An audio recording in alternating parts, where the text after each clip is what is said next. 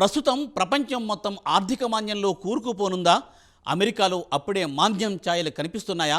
దానికి ఉదాహరణ చెప్పుకోవాలంటే గత శుక్రవారం యుఎస్ స్టాక్ మార్కెట్లు భారీగా కుప్పకూలాయి. దాని ప్రభావం గ్లోబల్ మార్కెట్లపై విశేషంగా కనిపించింది. ఇండియా స్టాక్ మార్కెట్లు కూడా సోమవారం చిగురుటాకుల్లా వణికిపోయాయి. ఇంతకు అమెరికాలో ఆర్థిక మాంద్యం ఏర్పడడానికి కారణమేంటో ఈ స్టోరీలో చూద్దాం.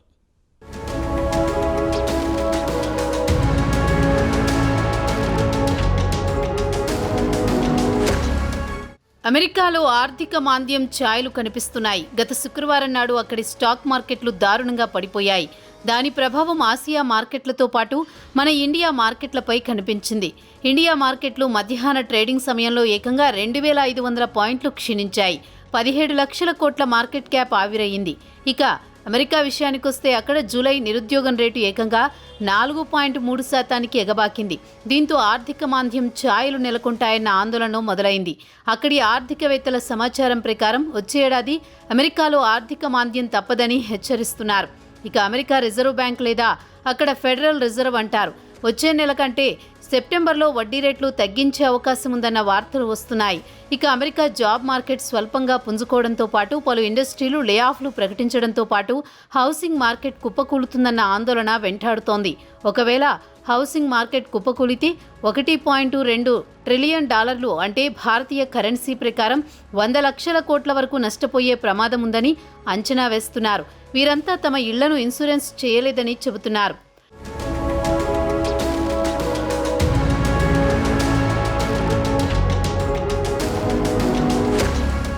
అమెరికాలో అకస్మాత్తుగా అన్ఎంప్లాయ్మెంట్ రేటు విపరీతంగా పెరిగిపోయింది. జూలై నెలలో ఏకంగా 4.3%కి చేరింది. 3 ఏళ్లలో ఇదే అత్యధికం. అంతకుముందు జూన్లో 4.1%గా నమోదైంది. గత ఏడాది ఏప్రిల్లో 5 దశాబ్దాల కనిష్టానికి 3.4%కి దిగివచ్చింది. దేశంలో పెరిగిపోతున్న నిరుద్యోగుల సమస్య నుంచి గట్టెక్కడానికి ఫెడరల్ రిజర్వ్ వచ్చే ఫెడ్ సమావేశంలో కీలక వడ్డీ రేట్లు తగ్గించే అవకాశాలున్నాయని అంచనా. పీటర్సన్ ఇన్స్టిట్యూట్ ఫర్ ఇంటర్నేషనల్ ఎకనామిక్స్కు చెందిన senior fellow Gary Clyde Hufbauer మీడియాతో మాట్లాడుతూ నిరుద్యోగ సమస్య ఇలానే కొనసాగితే 2025లో ఆర్థిక మాంద్యం వచ్చే అవకాశం ఉందని తేల్చి చెప్పారు.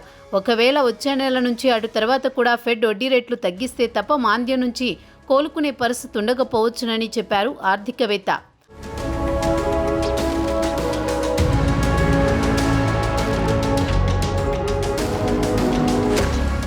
ఇక ఆర్థిక మాంద్యం అంటే ఏమిటి? దీని ప్రభావంతో దేశంలో ఆర్థికపరమైన కార్యకలాపాలు క్రమంగా క్షీణిస్తాయి. దేశ జీడిపి క్రమంగా తగ్గుముఖం పడుతుంది.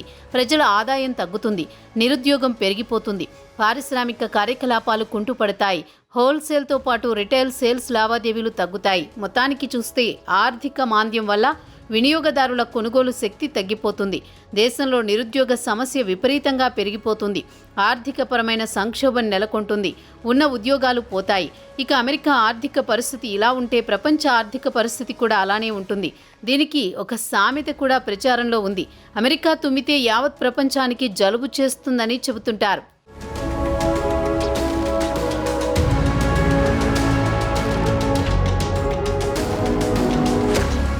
ఇక అమెరికా అన్ఎంప్లాయ్మెంట్ డేటా విషయానికొస్తే జాబ్ గ్రోత్ బాగా తగ్గింది. జూలై నెలలో కేవలం 114,000 ఉద్యోగాలు సృష్టిస్తే అదే జూన్లో 179,000 ఉద్యోగాలు మార్కెట్లో లభించాయి. దీన్ని బట్టి చూస్తే దేశంలో అన్ఎంప్లాయ్మెంట్ పెరిగిపోయిందని తెలుస్తోంది. దేశం ఆర్థిక మాంద్యంలో కూరుకుపోయే అవకాశాలు కనిపిస్తున్నాయి. దేశంలో పని దొరక్క పెద్ద ఎత్తున నిరుద్యోగులు పెరిగిపోతారు.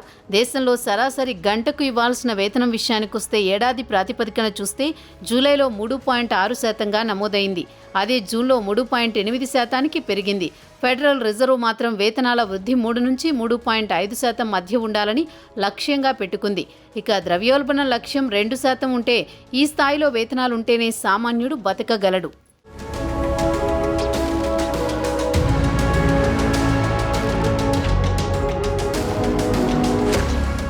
ఇక ఇండస్ట్రియల్ లే ఆఫ్ల విషయానికొస్తే అమెరికాతో పాటు కెనడాలో వివిధ రంగాలకు చెందిన కంపెనీలు తమ ఉద్యోగులను తగ్గించుకునే పనిలో పడ్డాయి. ఉదాహరణకు technology, automotive, financial services, manufacturing రంగాల్లో కోత విధిస్తున్నాయి. దీనికి తోడు ఫెడరల్ రిజర్వ్ వడ్డీ రేట్లు తగ్గిస్తామని పరోక్షంగా సంకేతాలిస్తున్నా కంపెనీలు మాత్రం ఉద్యోగులను తగ్గించే పనిలో పడ్డాయి. ఇక హౌసింగ్ మార్కెట్ విషయానికొస్తే కొంతమంది నిపుణులు అంచనా ప్రకారం కార్చిచ్చుకు పెద్ద ఎత్తున ఇళ్లు తగలబడుతున్నాయి. అలాగే వరదల వల్ల ఇళ్లు మునిగిపోతున్నాయి. మరోవైపు వరదల వల్ల 1,70,00,000 ఇళ్లపై ప్రభావం చూపుతాయి. ఈ ఇళ్లకు ప్రజలు బీమా చేసి ఉండరు. సుమారు $1.2 ట్రిలియన్ ఆస్తులు నష్టపోయినట్లు లెక్క. భారతీయ కరెన్సీ ప్రకారం 100 లక్షల కోట్ల వరకు నష్టపోతారు. ప్రకృతి విపత్తుల కారణంగా ప్రపంచవ్యాప్తంగా $120 బిలియన్ నష్టపోతారు. ఇక అమెరికాలోని ఈ నష్టం $62 బిలియన్ వరకు నష్టపోతారని ఆర్థికవేత్తలు అంచనా వేస్తున్నారు.